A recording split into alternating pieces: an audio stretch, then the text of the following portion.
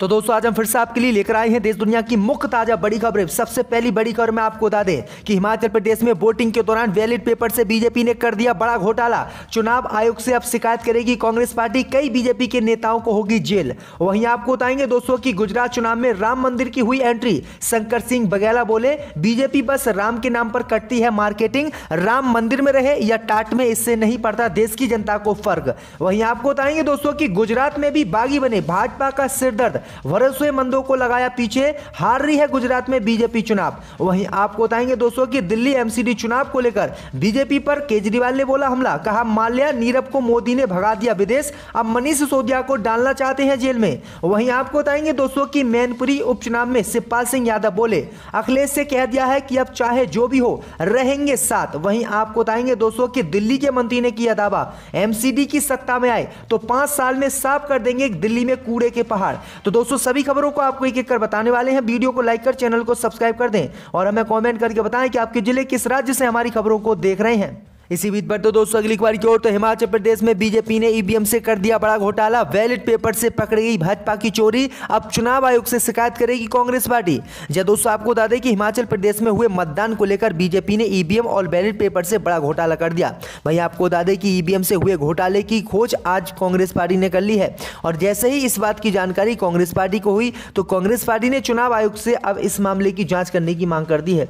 दरअसल आपको बता दें कि कांग्रेस पार्टी ने कर्मचारियों के बैलेट पेपर से कम वोटिंग पर संदेह जताया है। पार्टी का आरोप है कि कई कर्मचारियों को बैलेट पेपर नहीं मिले। कांग्रेस के प्रदेश सचिव रोहित शर्मा ने कहा कि हिमाचल प्रदेश में विधानसभा चुनाव में करीब 1.27 लाख कर्मचारियों की चुनाव में ड्यूटी लगी, लेकिन इनमें से 24 नवंबर तक करीब 38,000 कर्मचारियों ने ही वोट डाले। उन्होंने कहा कि इतनी कम वोटिंग होना संदेहास्पद है। उन्होंने कहा कि ऐसी सूचना मिल रही है कि कई कर्मचारियों को आवेदन करने के बावजूद बैलेट पेपर नहीं मिल पाए, जिससे वो वोट भी नहीं डाल पाए और बीजेपी के समर्थन में ये वोट बाद में ईवीएम से डलवाए गए हैं। तो ये बड़ी अपडेट आ रही दोस्तों कि बैलेट पेपर से कम वोटिंग हुई है और ईवीएम से हिमाचल में ज्यादा वोटिंग हुई है और इसी को लेकर कांग्रेस पार्टी बुरी तरह से फंसती हुई दिख रही है और चुनाव आयोग से अब कांग्रेस पार्टी शिकायत करेगी। इसी बीच पर तो दोस्तों अगली खबर की ओर तो गुजरात में बागी बने भाजपा का सिरदर्द, भरोसेमंदों को बीजेपी ने लगाया पीछे। जब दोस्तों आपको बता दें कि गुजरात विधानसभा चुनाव में शतक लगाने की कोशिश में जुटी भाजपा के लिए उसके बागी बड़ा सिरदर्द बनते दिख रहे हैं। पार्टी ने बागियों को संभालने के लिए कई रणनीति तैयार की है, जिसमें भरोसेमंद नेताओं को इन बागियों को संभालने की जिम्मेदारी देने के साथ ही मतदाताओं को भाजपा के साथ बने रहने के लिए मनाने में लगा दिया गया है। गुजरात में भाजपा के 19 बागी चुनाव लड़ रहे हैं, जिनमें से कई पूर्व विधायक भी शामिल हैं। बता दें कि हिमाचल प्रदेश विधानसभा चुनाव में भी भाजपा बागियों से परेशान रही। यहां पार्टी ने 1.5 दर्जन से ज्यादा बागियों को बाहर कर दिया था। गुजरात में बागी हुए 19 नेताओं में से ज्यादातर निर्दलीय उम्मीदवार के तौर पर भाजपा के घोषित प्रत्याशियों के खिलाफ चुनाव लड़ रहे हैं, लेकिन 3 कांग्रेस और 1 आम आदमी पार्टी के टिकट पर भी चुनावी मैदान में है। तो ये बड़ी अपडेट आई दोस्तों की भाजपा की मुश्किल एक बार फिर से बढ़ गई है। इसी बीच पर तो दोस्तों अगली खबर की ओर तो गुजरात के पूर्व मुख्यमंत्री शंकर सिंह बघेला ने राम मंदिर को लेकर भाजपा पर बोला हमला, कहा बीजेपी बस राम के नाम पर कर रही है मार्केटिंग।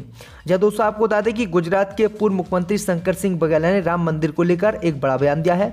उन्होंने कहा है कि राम टाट में रहे या मंदिर में कोई फर्क नहीं पड़ता, बीजेपी मंदिर के जरिए सिर्फ मार्केटिंग करती है। फर्क इस बात से पड़ता है कि गरीब को भोजन और रोजगार मिल रहा है या नहीं। यह बयान सामने आने के बाद बीजेपी ने इस बयान पर अपनी आपत्ति जताई है। बीजेपी ने कहा है कि बघेला ने भगवान का अपमान किया है। इस बयान के बाद बघेला आगे कहते हैं कि अरविंद केजरीवाल कभी भी नेता नहीं बन सकते, क्योंकि एक IAS IPS ऑफिसर का भी अच्छा नेता नहीं बन सकता। केजरीवाल RSS का आदमी है, बीजेपी के लिए वह काम करता है। RSS अब बीजेपी में मिल गई है, उसकी सोच आजाद नहीं रही। बता दें कि अक्टूबर 1996 से अक्टूबर 1997 तक बघेला गुजरात के मुख्यमंत्री भी रह चुके हैं। बघेला ने कुल 6 बार लोकसभा का चुनाव लड़ा था और 3 बार वो सांसद भी बने। बघेला साल 1977 में पहली बार सांसद बने थे। बता दें कि गुजरात में एक और 5 दिसंबर को 2 चरणों में विधानसभा का चुनाव होना है। तो ये बड़ी अपडेट आ रही दोस्तों। इसी बीच पर तो दोस्तों अगली खबर की ओर तो गुजरात चुनाव को लेकर केजरीवाल ने फिर से बीजेपी पर बोला हमला, कहा माल्या नीरव को भगा दिया, मनीष सिसोदिया को जेल में भेजना चाहती है बीजेपी। जब दोस्तों आपको बता दें कि दिल्ली एमसीडी चुनाव के सबसे बड़े सियासी मंच आज तक पंचायत में मुख्यमंत्री अरविंद केजरीवाल ने कई मुद्दों पर विस्तार से बात की। उनकी तरफ से केंद्र पर निशाना साधा गया, बीजेपी पर तीखे सवाल दिए गए और अपनी जीत को लेकर बड़े दावे भी केजरीवाल ने किए। आप संयोजक का पूरा भरोसा है कि इस एमसीडी चुनाव में उनकी पार्टी इतिहास रचने जा रही है। उन्होंने इस बात पर भी जोर दिया है कि चुनाव के समय ही बीजेपी को सारे केस याद आए हैं। एक तय रणनीति के तहत बदनाम करने के लिए ऐसे मुद्दे उठाए जा रहे हैं। दरअसल आपको बता दें कि अरविंद केजरीवाल ने कहा कि माल्या, नीरव मोदी को बीजेपी ने विदेश भगा दिया, मनीष सिसोदिया को बीजेपी जेल में डालना चाहती, लेकिन ऐसा हम होने नहीं देंगे क्योंकि मनीष सिसोदिया ने कोई भी भ्रष्टाचार नहीं किया है। इसी बीच बढ़ते दोस्तों अगली खबर की ओर तो सिरोही में हनुमान मंदिर हटाने के विरोध में हुए विवाद में 19 लोगों के खिलाफ मामला दर्ज। विभिन्न हिंदू संगठनों ने दी विरोध प्रदर्शन की चेतावनी। जब दोस्तों आपको बता दें कि सिरोही जिले आबू रोड के सांतापुर में तालाब के पास हनुमान मंदिर हटाने के विरोध में हुए विवाद के बाद 19 लोगों के खिलाफ नामजद और 150 अन्य लोगों के खिलाफ मामला दर्ज किया गया है। आबू रोड के सांतापुर तालाब के पास हनुमान मंदिर हटाने के विरोध में भाजपा समेत विभिन्न हिंदू संगठनों ने आबू रोड बंद करने का आह्वान किया था। साथ ही सुबह से ही आबू रोड में बंद का माहौल भी नजर आ रहा है। वहीं भाजपा के पदाधिकारी और विभिन्न हिंदू संगठनों के लोग शहर में दुकानदारों से बंद की अपील करते हुए नजर आ रहे हैं।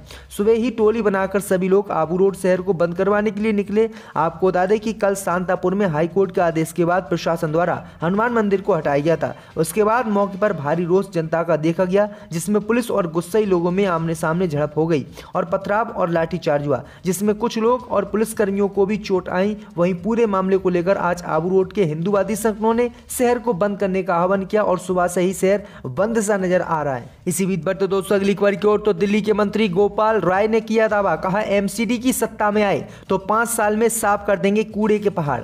जब दोस्तों आपको बता दें कि भारत के निर्वाचन आयोग द्वारा दिल्ली नगर निगम के चुनाव की तारीख का ऐलान होते ही राष्ट्रीय राजधानी दिल्ली का सियासी पारा चढ़ गया है।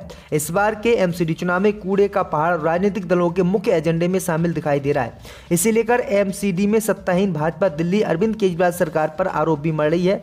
लेकिन आपको बता दें कि आम आदमी पार्टी के दिल्ली का के संयोजक और पर्यावरण मंत्री गोपाल राय ने दावा किया है कि एमसीडी में अगर सत्ता में आए तो उनकी पार्टी 5 साल के भीतर शहर की कचरा प्रबंधन समस्या का समाधान कर देगी। उन्होंने कहा कि भाजपा एमसीडी में अपने 15 साल के कार्यकाल में विफल रही।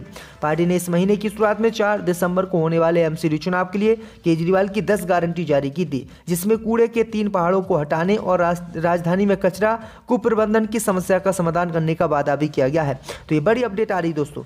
इसी बीच बढ़ते दोस्तों अगली खबर की ओर तो अमेरिका के पूर्व राष्ट्रपति डोनाल्ड ट्रंप पर नए कानून के तहत अमेरिका में रेप का मुकदमा दर्ज। जब दोस्तों आपको बता दें कि अमेरिका के पूर्व राष्ट्रपति डोनाल्ड ट्रंप के खिलाफ पत्रकार लेखिका ई जीन कैरोल ने यौन हमले मामले में मानहानि का मुकदमा दायर किया है। यह मुकदमा न्यूयॉर्क में गुरुवार से लागू यौन अपराधों से जुड़े नए कानून के तहत दायर किया गया है। इस कानून के तहत यौन अपराधों से जुड़े मामलों में मुकदमा दायर करने के लिए 1 साल की समय सीमा खत्म कर दी गई है। अब पीड़िता काफी पहले यौन अपराध का मुकदमा भी दायर कर सकती है। इस कानून का सहारा लेते हुए कैरोल ने 1990 के दशक में हुए कथित यौन हमले पर पूर्व अमेरिकी राष्ट्रपति डोनाल्ड ट्रंप के खिलाफ मुकदमा दायर किया है। 5 बिंदुओं में जानते हैं कि मामले कब का है और डोनाल्ड ट्रंप ने इस पर क्या कहा। मीडिया रिपोर्ट में कहा गया है कि 78 वर्षीय ई जीन कैरोल ने न्यूयॉर्क में लागू एक नए वयस्क उत्तरजीवी कानून के तहत मेहनत संघनीय अदालत में पूर्व राष्ट्रपति के खिलाफ मुकदमा दर्ज किया है। इन पर 2019 में बलात्कार करने का डोनाल्ड ट्रंप पर आरोप है। इसी बीच बढ़ते दोस्तों अगली खबर की ओर तो मैनपुरी उपचुनाव को लेकर बोले शिवपाल यादव, अखिलेश से कह दिया है कि आप चाहे जो हो रहेंगे साथ। जब दोस्तों आपको बता दें कि मैनपुरी लोकसभा सीट पर होने जा रहे उपचुनाव के मद्देनजर प्रसपा नेता शिवपाल सिंह यादव शुक्रवार को जसवंत नगर विधानसभा क्षेत्र पहुंचे। यहां उन्होंने यादव परिवार में एकजुटता को लेकर बड़ा दावा किया। उन्होंने यहां तक कह दिया है कि स्थिति आगे चाहे जैसी भी रहेगी, अब वह साथ ही रहेंगे। बता दें कि डिम्पल यादव को मैनपुरी सीट से बसपा द्वारा उम्मीदवार बनाए जाने के बाद शिवपाल ने उन्हें समर्थन देने का फैसला किया और वह सपा के स्टार प्रचारक भी हैं। चुनाव प्रचार के दौरान भतीजे अखिलेश यादव उनके पांव भी छूते नजर आए थे। ऐसा माने जाने लगा है कि यादव परिवार में अब सब कुछ ठीक है और वही अब शिवपाल सिंह यादव का भी इसी बीच बयान भी सामने आया है, जो ये दावा करता है कि अब सब कुछ परिवार में ठीक है और वह अलग नहीं होने वाले हैं।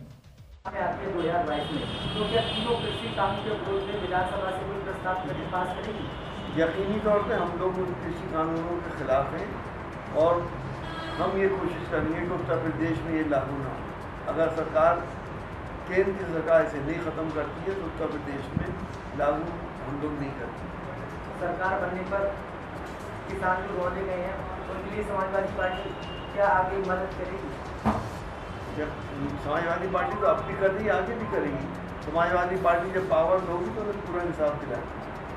उत्तर प्रदेश में अभी जो है कई शहरों के नाम बदले जा रहे हैं, जब सरकार बनी थी तब भी कई शहरों के नाम बदले, क्या इससे चुनाव पर कोई प्रभाव पड़ेगा? नहीं, देखिए, जब आदमी अपनी नाकामियों को छुपाने के लिए इस किस्म के काम करते हैं, नाम बदलने से क्या फर्क पड़ रहा है? अभी भी